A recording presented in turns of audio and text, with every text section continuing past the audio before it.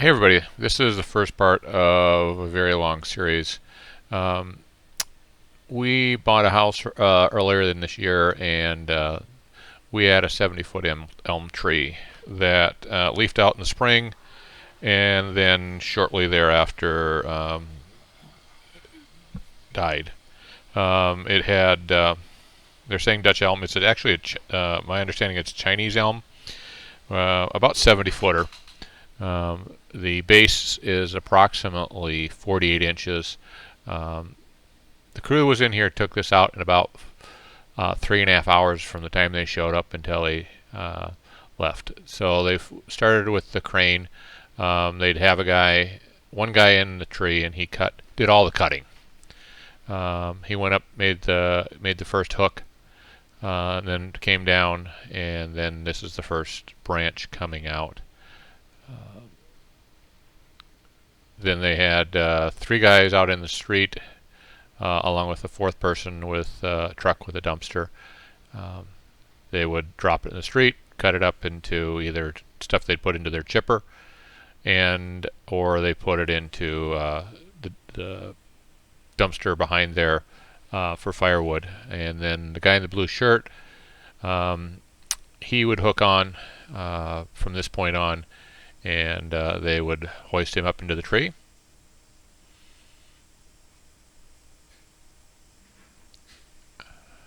He'd go up into the tops, and you can see where he's going to go ahead and lash onto the tree.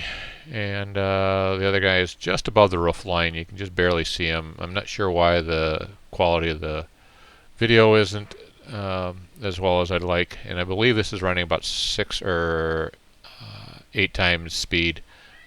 So he'll hook on, run his loops with the straps, and then as soon as he has that done, he will rappel out of the tree, drop down. They'll make the cut, and then they repeat that process until they get the tree completely out.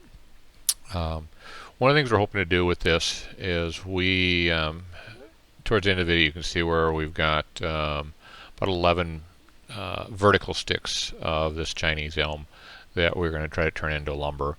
And then also we're going to try to slab the main trunk, which is probably anywhere from 48 to minimum about 36-inch diameter, and it's about 9.5 feet. And we're going to try to do some slabs out of that. And I know others have worked with Chinese elm, and it is a difficult wood to work with.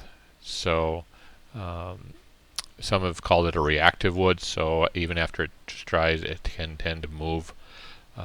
So this will be an experiment to see what we can do.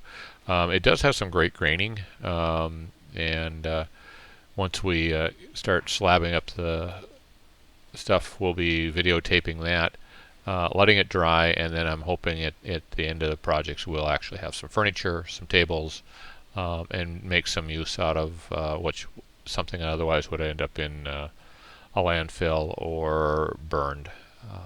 So I'll let you watch the rest of the video here, and towards the end you can see the size of the stump, and I'll add notes as needed.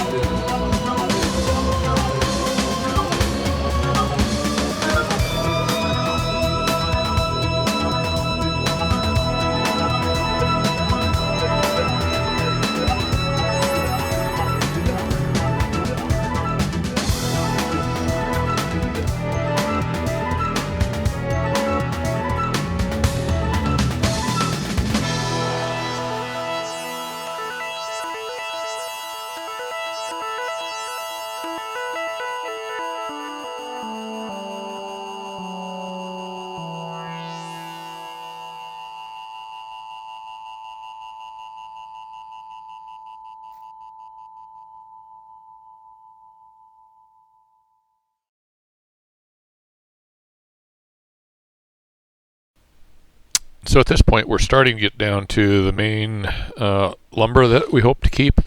Um, One of the things I did, you can see they wanted everything debarked right away, and actually, I was surprisingly the bark was all off for the most part. When these guys left, I was able to debark as they dropped pieces out, and then I did the trunk ahead of time so that I could try to get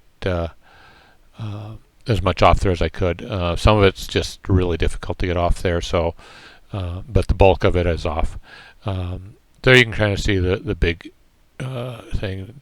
One of the things they didn't get relayed to everybody is that I wanted to turn this into slabs, and they had I thought we're going to pull the whole thing out. They lifted it up, laid it over, and then started cutting it while I was out front, and I came back and started doing it. So here's the end of the result, everything that we were hoping to save. There's about 11 pieces. Most of that stuff is about 16 to 18 inches in diameter, anywhere from about 9 to 11 feet long. So hopefully we can get some good wood out of that. Next time we'll have this hopefully at the sawmill and start cutting it up and hopefully make some lumber. See you next time.